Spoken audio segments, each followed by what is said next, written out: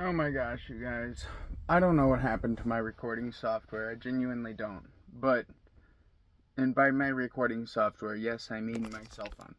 But, anyway, the start of this video disappeared. So just imagine me having a jar of rye berries like this, but it's full of water and it's clean. And then I shake it and it gets dirty.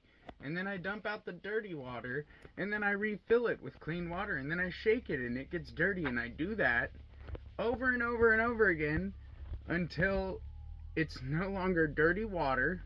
Should take 3 to 5 times. If you have really dirty stuff, it could probably take 10 times. I don't know. Don't vigorously shake it. You're gonna shake the layer of bran off of there, which doesn't really hurt it. It makes it into like farro, but which will still grow mycelium, but yeah, any hoozle, you just want to shake it until there's no more water with grain in it, and you just have clear water that you can see through, and then you leave that water sit for 24 hours.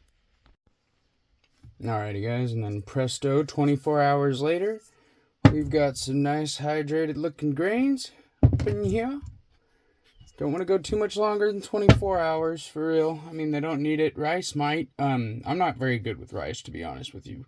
But this method works with literally everything else for me, so yeah.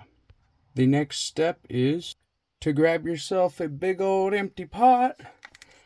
I don't know how I get these lids twisted on so tight. And you're just going to dump all of it. Sometimes it's a pain. Sometimes it's a giant pain. It's never not a pain, just to be full transparent there. Actually, that's not true. Usually that doesn't happen, but these are new jars. I've never really done the big jars like this before, so I usually stick to pint or half pint. But these were like $15 for 12 of them. So couldn't deny the quart jars this time. I had to do it.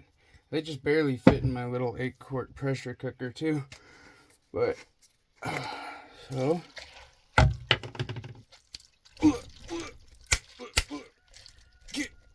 come on now. It's bruising my hand smacking the jar. I bruise easy. Like I'm 8% banana, I think. It's on my mom's side. There we go. Last of it. Last. One little straggler. I hate it. OCD or something. I don't know. Or I gotta finish. Anyway, now we're gonna add a little more water to the mixture. Ooh. This actually sucks because right now my water and power's off for some reason. I don't know. The landlord never updates me when this shit's about to go down. She expects me to be cool with it. But I mean, I should have a generator. Anyway, lucky thing about having a camper is I can run my stove on gas. You're going to bring this up to a boiling. Just to a boiling. Keep it mixing, keep it stirring. And I'll check back in with you once we get it to there. Oh yeah, by the way, I forgot to plug today's sponsors, Prime. Prime is delicious energy or slash sports drink, depending on which one you buy, and they go to prime.com/lookmybh and you will get discount. Anyway, back to the video. Alright guys, so we're just barely getting to see some bubbles here, and that's about when you want to turn off the heat. That's what it looks like, just for reference. You don't want it to boil, and you want to be churning this thing like your little Amish boy, and your last chore is churning butter before you get to go to Bible study. Now, I'm not too sure what happened to my sterling silver fucking contraption that I made, but this will have to do for now, just for example. But you basically want like a colander, or I mean something even thinner like this. You could just take a screen and frame it with wood, honestly, but something like this is what you need, and you're just gonna dump the rye berries on there a little bit at a time, obviously, because fucking... So I made this little contraption just to kind of, you know, because I needed one so that I could show you guys how to make grain properly. So, without further ado... Alright, so you get the rye berries on the screen, and then you just kind of toss them up like this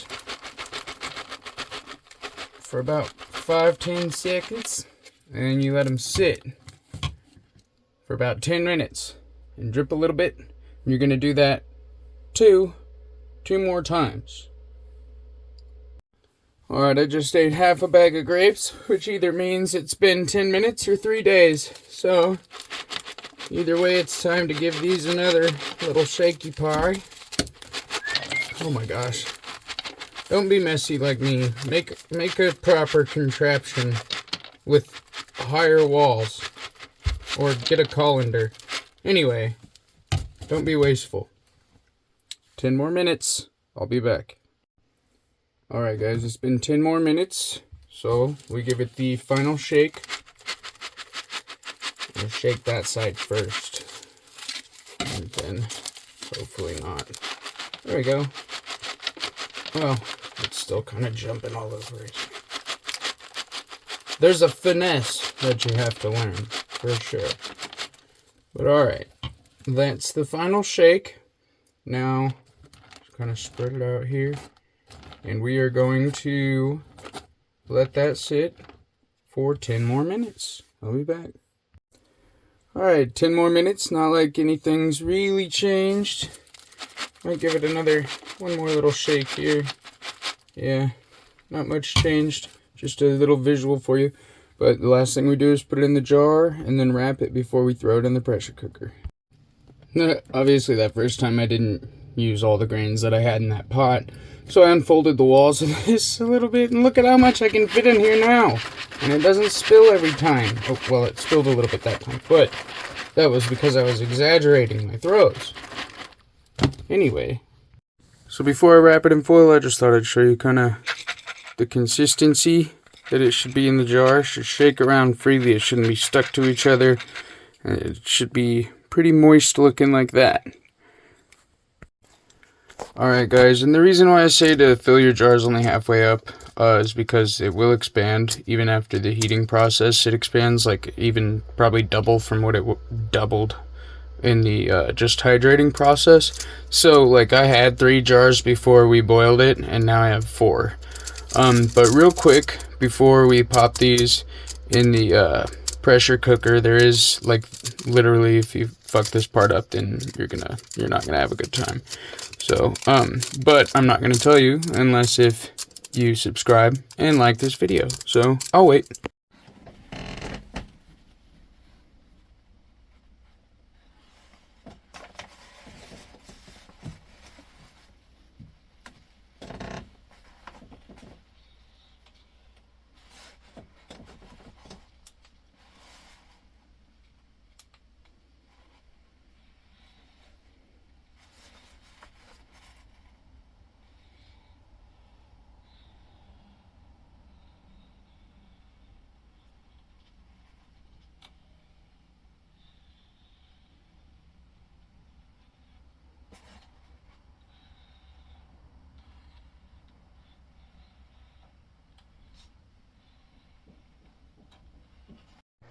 Alright, so actually the most important part is we just need to remember to set this knob to sealing on the pressure cooker. Alrighty guys, we are another day later, and this is after they've cooled down after being pressure cooked. This is the consistency they should pretty much be, you know. Some of them are a little moister than others, but that's pretty good right there. So